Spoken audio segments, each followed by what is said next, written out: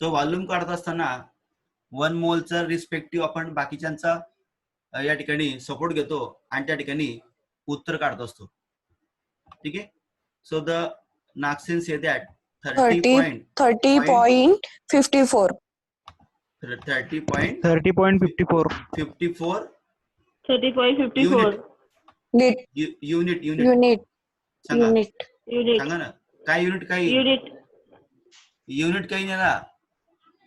अरे युनिट म्हणजे लिटर काय एमएल सांगा काय येईल. Litre okay. सो हियर तर युनिट सगळेजण युनिट करताय. मी म्हणतो युनिट तुम्ही पण युनिट म्हणताय. So unit of volume will be liter. Okay. So because X is a volume and that volume has a unit liter. Remember the point. So how I calculate this unknown volume from that particular mass of that CO2 and we consider that 1 mole of that particular CO2. We consider one example for that. Say similar example. I will take an example of that on the whiteboard.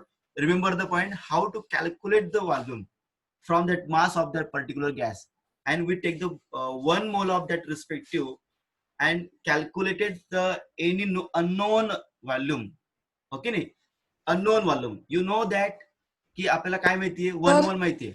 Yes बेटा बोलो. Sir काल तो क्रॉसचा question आलेला होता paper मध्ये DPS मध्ये. Yes तो मला 144 कळला नव्हता. 144 1 ग्रॉस इज इक्वल टू 144 आपण घेतलं होतं ते त्याच्या सर पण ते कसं येस हॅलो पण ते कसं आलं सर ते मला कळलंच नाही. हे बघा जसं हे बघ सगळ्यांना ध्यानात ठेवायचं. पर्सेंटेज एक्स मानायचं होतं ना सर तिथं. ऐका एक मिनिट सगळ्यांना सांगतो मी. बघा आता मला सांगा 1 डझन म्हटलं म्हणजे 12 कसे आले आता हे बरोबर आहे की नाही. याचं आपल्याला काही उत्तर माहिती का नाही माहिती आपल्याला. 1 dozen is equal to 12 that is a calculated by the scientist. Remember तो पॉईंट ना मी जे बोलतो ते त्याला ऍज इट इज ध्यानात ठेवा. तसं 1 gross is equal to 144 that is quantity बेटा. ती क्वांटिटी आहे. जर तुम्हाला सांगितलं की 1 ग्रॉस मला केळं द्या. 1 ग्रॉस केळं म्हणजे किती क्वांटिटी केळ्यांची सॉरी 144 केळं. ओके. सो तुम्ही जर बनाना मागलं 1 डझन मला बनाना पाहिजे तो किती देईल तुम्हाला 12 देईल. कळलं का. आणि जर तुम्हाला बनाना हवा आहे पण तो किती पाहिजे 1 ग्रॉस सॉरी 1 क्रॉस म्हटलं मी 1 ग्रॉस पाहिजे. जर तुम्हाला 1 ग्रॉस बनाना हवा असेल बनानाच पाहिजे असेल तर तो तुम्हाला किती बनाना देईल बेटा मोजून बरोबर 144 बनानाच तुम्हाला तो देईल. लक्षात ठेवा जसं 1 डझन आहे ग्रॉस की क्रॉस क्रॉस नाही ते क्रॉस नाही बेटा क्रॉस दिलाय सर पेपर मध्ये पण क्रॉसच होतं. ना ते ग्रॉस आहे झालं असेल माझ्याकडनं चुकून ते पण ते ग्रॉस नाही आहे. म्हणजे माझ्याकडे टाईप करता एखाद्या सी टाईप केला गेला असेल तो पण तो क्रॉस नाहीये. एकदा आता लक्षात ठेवा कमी आता करून घेतो करेक्शन ते. आणि सर तुम्ही मागे पण लिहून दिलं होतं ते आपण क्रॉसच लिहून दिलेलं होतं. क्रॉस नाही का ग्रॉस असेल तुम्ही वरती 1 डझन इक्वल इथे होतं टू पाहिली ना सर. या बाजूला होतं ते हो तिथंच होतं सर. बरं एकदा क्रॉस चेक करतो क्रॉसच लिहिलेलं. एकदा क्रॉस चेक करतो एखाद्या वेळी त्याच्यामध्ये पण एखादी गलती असू शकते मग ओके नाही तर त्याला पण मी काय करतो करेक्ट करतो पण हरकत नाही आहे. यू नो द ग्रॉस येते क्रॉस नाही काही ते क्रॉस असं नाहीच आहे आज मे बी तिथे माझ्याकडनं एखाद्या वेळी तिथे जी सुटला असेल एखाद्या वेळी. कारण कसं असतं आपण विचार करतो पण आपण टाईप करतो त्याच्यामुळे तर तुम्हाला ऑनलाईन परीक्षा मी घेतली थेरॉटिकल नाही तर ऑनलाईन परीक्षा थेरॉटिकल घेतली. क्रॉसच आहे सर बरोबर आहे सर. मिस्टेक नाहीये बरोबर आहे. मिस्टेक नाहीये बरोबर आहे ग्रॉस आहे. बघून घेतो मी एकदा ग्रॉस नसेल क्रॉस असेल व्हॉटेवर दॅट बघून घेतलेलं बरं असतं. कधी काही टेन्शन घेऊ नका. सायन्स ही काय गोष्ट माहिती का revision and then we remember that की इमेज जो सोच रहा था बराबर था मैं सोचा गलत था कोई टेन्शन नाही आहे. बिफोर एक्झामिनेशन आपण काहीही विचार करू शकतो. किती वेळा पण आपल्या मनामध्ये प्रश्न येऊ शकतात. आफ्टर एक्झामिनेशन प्रश्न आले डोक्यामध्ये ते काही कामाचे नाही. आता जे काही तुमच्या मनामध्ये डाऊट्स आहे माझे डाऊट्स आहे whatever that we clear that ना पॉइंट्स. बट चुकीच्या गोष्टी कॅरी ऑन आपण करायच्या नाही. माझ्या असो की तुमच्या असो ओके नाही. तुम्ही मला टोकायचं सर मग काल बोला ना सर काल मग तेच झालं काही कळतच नव्हतं 1 क्रॉस काय क्रॉस म्हणजे करायचं काय नाही. काय होतं माहिती का, मी टाईप करतो ओके, आणि कधी कधी काय होतं की ते जीच्या ऐवजी सी टाईप केला गेला असेल किंवा सीच्या ऐवजी जी टाईप केला गेला, पण विचार मी काय केला, विचार काय केला होता, करते एका ग्रॉस. क्वेश्चन मुळे माझे 4 मार्क्स चालले गेले सर एका क्वेश्चन मुळे. असं द्या, तुम्हाला जीवनामध्ये 4 मार्क कमी पडणार नाही. ठीक आहे, यू नो, तुम्हाला ते मिळाले मार्क 36 मार्क, तुम्हाला कळलंय की आता गलती सरांची होती, that is accepted by teacher. Sir तुम्ही वहीत पण तेच लिहून दिलेलं होतं, तर मग सगळी कन्फ्युजन होऊन गेली. ओके ओके, मी एकदा क्रॉस चेक करतो पण की बा मी ग्रॉस लिहून दिलं होतं, क्रॉस लिहून दिलं होतं. कसं आहे, एखाद्या वेळी तिथे गलती असेल तर मग कॅरी ऑन झाली तुमच्याकडनं, ती त्याच्यामध्ये तुमची काही चूक वगैरे नाहीये, पण ती एवढी मोठी गलती वगैरे नाही अशी की तुम्हाला त्याच्यामध्ये काही फरक पडणार होता. कारण हे मी नवीन गोष्टी आल्या त्याच्यामध्ये. ग्रॉस तुम्हाला कोण विचारणार नाही, पण मी तुम्हाला विचारलं ते, कारण कसं आहे, माझा विद्यार्थी कुठे कमी नाही पडला पाहिजे, तो ग्रॉस असो का किलोग्रॅम असो. बरं, आता जो आपण बघा, मग जसं तुम्हाला मी बोललो होता, 1 ग्रॉस मतलब म्हणजे किती बेटा, 144, 1 dozen is equal to 112. So we multiply that particular and we got the answer of that particular things. So we go to the our point. Volume कसं काढतात. आता बघा, तुम्हाला एक क्वेश्चन मी या ठिकाणी करतो. Calculate the volume of, okay, calculate the volume of 78 gram of ammonia. बघा, क्वेश्चन किती साधा सिंपल वाटतंय ना, किती सोपं वाटतं वा, एकाच लाईनचा आहे फक्त, ते पण अशी अधुरीच वाटते, आणि प्रश्न किती कठीण आहे बघा. तुम्हाला काय विचारलं बेटा याच्यामध्ये की 78 gram ammonia, calculate the volume of 78 gram of ammonia gas. हा गॅसच आहे, अमोनिया गॅस म्हणावं लागेल मला, इथे नाही म्हटलं तर मग तुम्हाला प्रॉब्लेम येईल की सर गॅस नाही या, ओके नाही, तर इथे आपण काय करूया, गॅस त्याचं देऊनच देऊ, त्याची फिजिकल स्टेट देऊनच देऊ, अमोनिया गॅस. बघा, आता तुमच्या डोक्यात पहिले काय चाललं पाहिजे की बाबा आपल्याला या ठिकाणी मोलर मास काढायचंय, कोणाचं बघायचं, तर स्टेप बाय स्टेप बघतोय आपण आता. अमोनियाचं सांगा मला, फॉर्म्युला काय अमोनियाचा, बोला जल्दी. NH3. बरोबर आहे. चलो, nitrogen, atomic mass of nitrogen, atomic mass of 14 gram. 14 gram plus 3 atoms of कोणाचे बेटा, हायड्रोजनचे, ओके नाही. So 3 in the bracket atomic mass of, proper way मध्ये ईपीटीचा ask in the board examination, calculate that molar mass of ammonia, then you know that step by step process of that particular, okay नाही. So आपण जे step by step बघतो बेटा, हे कासाठी बघतो आपण, बोर्ड साठी, डायरेक्ट बघतो आपण कशासाठी, नीट साठी. So everything is clear. You got the more marks in board also, you got more marks in बोर्डाच्या परीक्षेमध्ये पण जास्त मार्क मिळाले पाहिजे आपल्याला, आणि नीट मध्ये पण जास्त मार्क मिळाले पाहिजे. प्रत्येकाच्या ठिकाणी आपण पुरे पडले पाहिजे, असं माझं म्हणणं आहे, ठीक आहे. सो या ठिकाणी 14, जसं आता कोणते उत्तर दिलं मला, दॅट इज 14, ओके ना. नायट्रोजन हॅज atomic मास बेटा 14 and our hydrogen has 1, so that is equal to 14 plus 3, ठीक आहे. प्रत्येकाला जमलं पाहिजे, हा माझा रोल आहे, ठीक आहे. 17 ग्रॅम. सो आता आपल्याला जर 1 मोल काढलेला आहे बघा, आता या ठिकाणी मोलर मास ऑफ अमोनिया किती बेटा, 17 ग्रॅम. सो पॉइंट क्लिअर करा. याच्यावरून काय कन्फर्म झालं बेटा, याच्यावरून एक गोष्ट कन्फर्म झाली की 17 ग्रॅम ऑफ अमोनिया, 17 ग्रॅम जे मोलर मास असतं कुठल्याही गॅसचं, ती व्हॅल्यू आणि ही व्हॅल्यू कशी असते, इक्वल असते, कळलं का. कुठल्याही गॅसचा एका मॉलिक्युलचा मोलर मास, त्याचं जे उत्तर निघतं ते म्हणजे 22.4 असतं. आपण असं मागच्या पण याच्यामध्ये बघितलं होतं. आता तुम्हाला प्रश्न काय विचारला गेलाय की 78 ग्रॅम, बरोबर, 78 gram of the ammonia is equal to how many litre, असा प्रश्न तुम्हाला विचारला गेला. What is that litre, means volume बेटा, ठीक आहे ना, व्हॉल्यूम तुम्हाला विचारलेला आहे. बघा आता इथे, आता जर तुम्हाला एवढा सरळ प्रश्न विचारलाय, तो सरळ आहे का, नाहीये, त्याला आपण काय करू मग, त्याला आपण एक्स कन्सिडर करू, ठीक आहे. दॅट इज एक्स बेटा. What is x, volume of 78 gram. Clear point झाला? क्लिअर झाला का पॉईंट? बोलत चला. तुमचे माईक ओपन केलेले मी थोडं थोडं बोलत चला Yes, sir. माहिती. हा, Yes, sir. कसं माहिती का, आपल्याला मार्क मिळालेच पाहिजे, कन्सेप्ट क्लिअर झालाच पाहिजे. वेळ लागू द्या ना, आपली परीक्षा आजच थोडी आहे, पण आज आपला पॉईंट क्लिअर झाला पाहिजे. डोक्यात ती संकल्पना ठेवायची. आपला क्लास ऑल क्लिअर. ठीक आहे. So 17 gram of ammonia is equal to 22.4 litre. 17 gram of ammonia is equal to 22.4.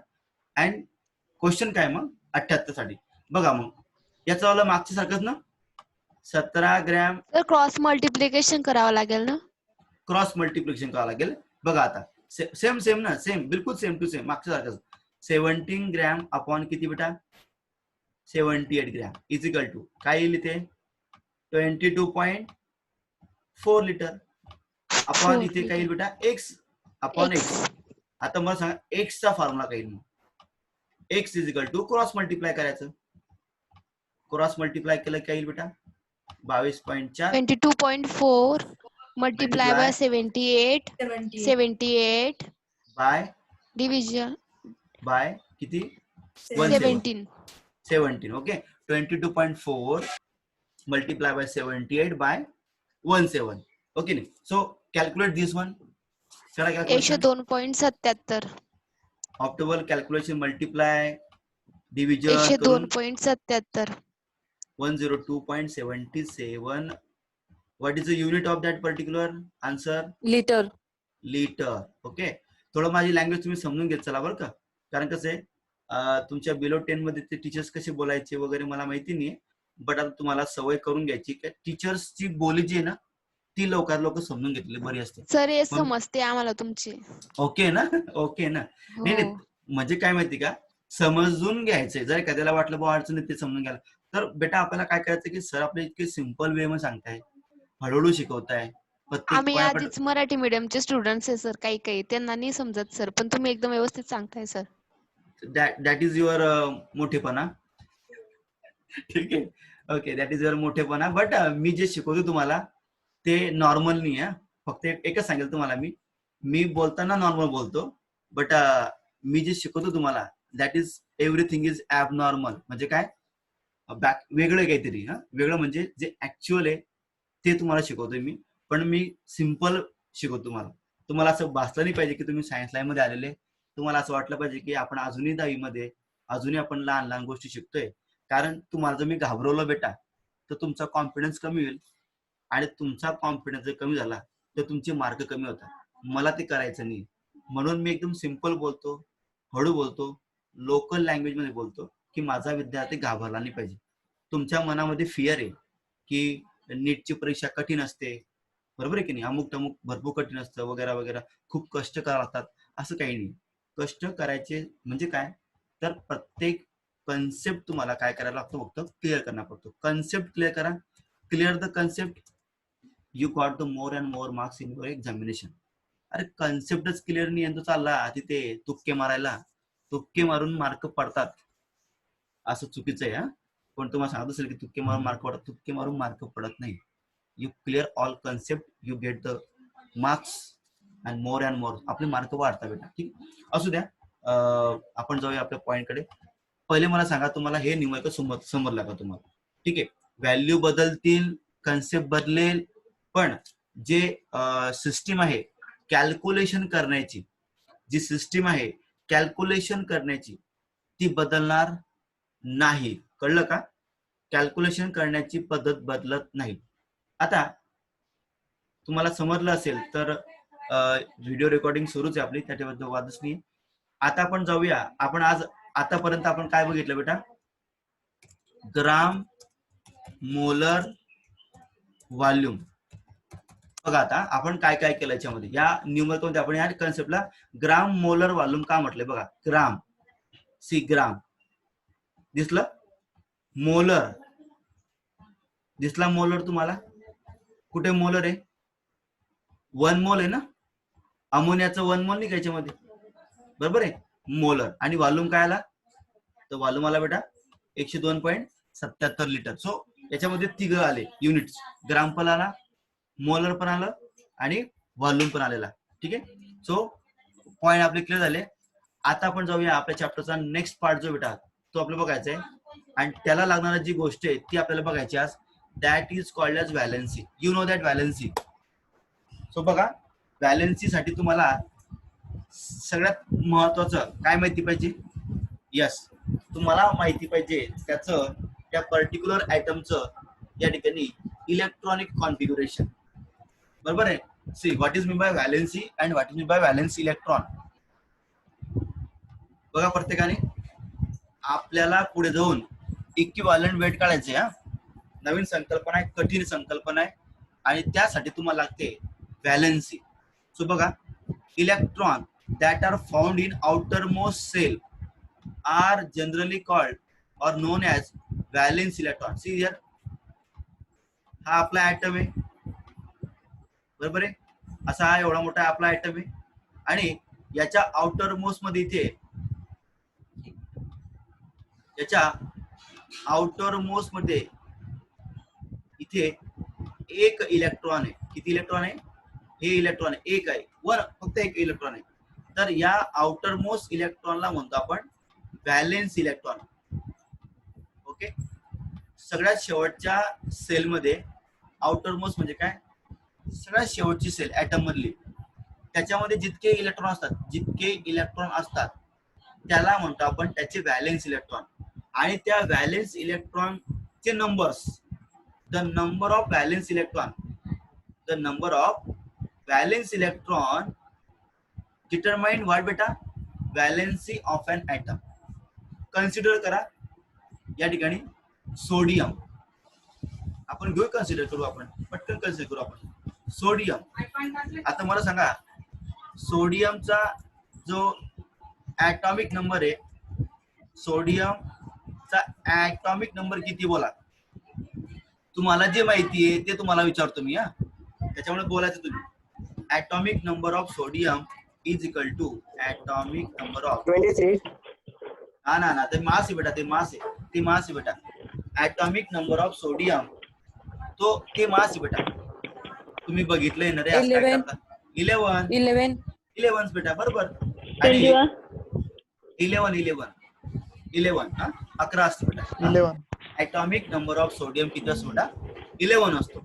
आता मला सांगा ऍटॉमिक नंबर म्हटला म्हणजे काय असतं? ऍटॉमिक नंबर म्हटले म्हणजे ऍटॉमिक नंबर जे असतात ते म्हणजे त्याचे नंबर ऑफ इलेक्ट्रॉन असतात. ही गोष्ट आता विसरायची. बरोबर आहे. एक गोष्ट तुम्हाला सांगेल मी, प्रत्येक गोष्ट तुम्हाला सांगणार आहे मी, टेन्शन घेऊ नका तुम्ही. एक गोष्ट तुम्हाला फोडून सांगेल. फक्त एवढे तुमचं काम आहे त्याला विसरायचं तुम्ही. हा atomic number of sodium is equal to 11 आणि ऍटॉमिक नंबर म्हटला म्हणजे नंबर ऑफ इलेक्ट्रॉन असतात. तर मला सांगा number of electrons in the sodium is equal to how many? Number of electrons in sodium is equal to how many? 11. 11. Okay. चला बघा इथून लहान गोष्टी पण आपल्याला समजली का? काय आपला पॉईंट क्लिअर होतो आपल्याला एक पॉईंट. ठीक आहे. नंबर ऍटॉमिक नंबर म्हटला म्हणजे नंबर ऑफ इलेक्ट्रॉन्स आणि मग ऍटॉमिक नंबर सोडियमचा 11 आहे तर नंबर ऑफ इलेक्ट्रॉन सोडियमचे पण 11च आहे. मग बघा आता ठीक आहे. आता जाऊ आपण आपल्या पॉईंट कडे. तर आता बघायचं पहिला electronic configuration of sodium. Electronic configuration of sodium. सांगा बोला तुमच्या 10 स्टँडर्डचं बोला तुम्ही. तुम्हाला 11चं वाजून बोलणार नाही मी कारण तुम्हाला ते चॅप्टर मध्ये आहे पुढच्या. सध्या 11 बेस करू आपण. चला बोला तुम्हाला माहितीये त्याचं इलेक्ट्रॉनिक कॉन्फिगरेशन कसं असतं. बोला इलेक्ट्रॉनिक कॉन्फिगरेशन ऑफ सोडियम. पहिल्या शेल मध्ये किती मावतात इलेक्ट्रॉन? 2. दुसऱ्या शेल मध्ये किती मावतात? 8. हा 2 आणि 8 किती झाले? 10. किती उरले? 1. 1 उरला. बरोबर. मग काय आलं बेटा इलेक्ट्रॉनिक कॉन्फिगरेशन? 2 8 1. किती आलं बेटा? 2 8 1. ओके. आता बघा 2 8 1 2 8 1. आता याच्या मला जो 1 आहे किंवा 1 आहे तो 1 काय बेटा? तो आहे valence electron. Valence electron valence electron of sodium is equal to 1. बघा हा, valence electron of sodium is equal to 1. आणि आत्ताच आपण पाहिलं काय बघितलं आपण, valence electrons is equal to what, valency electron is equal to what बेटा, valency. The number of valence electron is equal to valency. लक्ष ठेवायचे. मग मला सांगा आता सोडियमची व्हॅलेन्सी किती असेल on the basis of this. The valency of sodium is equal to how many, बोला ना. 1. 1. Valency of sodium is equal to 1. Base कुठला वापरला आपण बेटा, बेस वापरला आपण, हा वापरला. हा, व्हॅलेन्सी बेस वापरला आपण याच्यामध्ये. आता पहिले मला सांगा या पीपीटी वरच तुम्हाला प्रत्येक पॉईंट समजला का मला सांगा पहिले. आणि मी तुम्हाला बघा एक्झाम्पल तर 118 आहे बेटा, एक्झाम्पल तर किती आहे 118 आहे, कारण 11 118 आहे की नाही, हो की नाही. 11 118 आहे, त्याच्यामुळे 118 प्रकारचे व्हॅलेन्सीज आहे. पण त्याला तुम्ही घाबरायचं नाही. रेग्युलर आपण जसं जसं पुढे जाऊया तुम्हाला जे केमिकल लागणार आहे, इलेमेंट लागणार आहे, त्याची व्हॅलेन्सी तुम्ही फक्त रिव्हिजन करून करून ध्यानात ठेवा. घाबरायचं काय, पण व्हॅलेन्सी कसं काढतात हे तुम्हाला या पीपीटी मध्ये दिसलं की व्हॅलेन्सी काढताना ऍटॉमिक नंबर माहिती पाहिजे. कळलं का? व्हॅलेन्सी जर तुम्हाला माहिती करून घ्यायची असेल तर ती लगेच माहिती पडणार नाही. तुम्हाला त्याचा नंबर माहिती पाहिजे. ऍटॉमिक नंबर म्हणजे तुम्हाला त्याचं काय डिटरमाइन करता आलं पाहिजे, इलेक्ट्रॉनिक कॉन्फिगरेशन काढता आलं पाहिजे. इलेक्ट्रॉनिक कॉन्फिगरेशन काढल्यानंतर मग तुम्हाला माहिती पडतो काय, व्हॅलेन्स इलेक्ट्रॉन, आणि मग त्याच्यानंतर तुम्हाला माहिती पडते valency. So there are the various step बेटा. First step, second step, third step, and then fourth step. Very difficult, but this is very simple. If you recall this system again and again. How तर to calculate? हायड्रोजनचं काय असणार मग? एकच बेटा, त्याच्याकडे एकच electron आहे की नाही, त्याच्याकडे आता काहीच इलेक्ट्रॉन्स नाही, त्याच्यामुळे तोच त्याचा काय आहे, आउटर मोस्ट आहे, हो की नाही. आता एकच असेल तर काय करेल तुम्ही विचारा. ठीक आहे, ओके. सायंटिस्ट लोकांनी त्याला एकच इलेक्ट्रॉन दिलेला आहे, त्याच्यामुळे त्याची व्हॅलेन्सी पण किती बेटा, 1 आहे. चलो, सबका मालिक 1 आहे, कोण, हायड्रोजन. ठीक आहे. So we clear this points. Next point बघा आता काय म्हणतो तो, व्हॅलेन्सी ऑफ द एलिमेंट्स. ठीक आहे. We know that there are how many blocks in the period table बेटा, there are how many blocks in the periodic table, बोलो. 4 blocks. There are 4 blocks are there beta, namely S block, P block, E block, D block and F block. SPDF है ना, SPDF बेटा, okay ना. So व्हॅलेन्सीज of the, बघा आता प्रत्येकाच्या ब्लॉकची valency fix आहे. The valencies of the elements belonging to the S block, belonging to the P block of the periodic table are generally calculated as the number of valence electron or 8 minus number of valence electron. So see here, one point is new here. जर तुम्हाला valency calculate करायची असेल, कोणाची रे, S ब्लॉकची किंवा P ब्लॉकची, तर पहिली संकल्पना तुम्हाला काय करायचंय, तर पहिली गोष्ट तुम्हाला त्याचे व्हॅलेन्स इलेक्ट्रॉन माहिती पाहिजे. व्हॅलेन्स इलेक्ट्रॉन वरून सुद्धा तुम्ही काय करू शकता, त्याच्यामध्ये व्हॅलेन्स इलेक्ट्रॉनचा वापर करून तुम्ही त्या ठिकाणी त्याची व्हॅलेन्सी काढू शकता.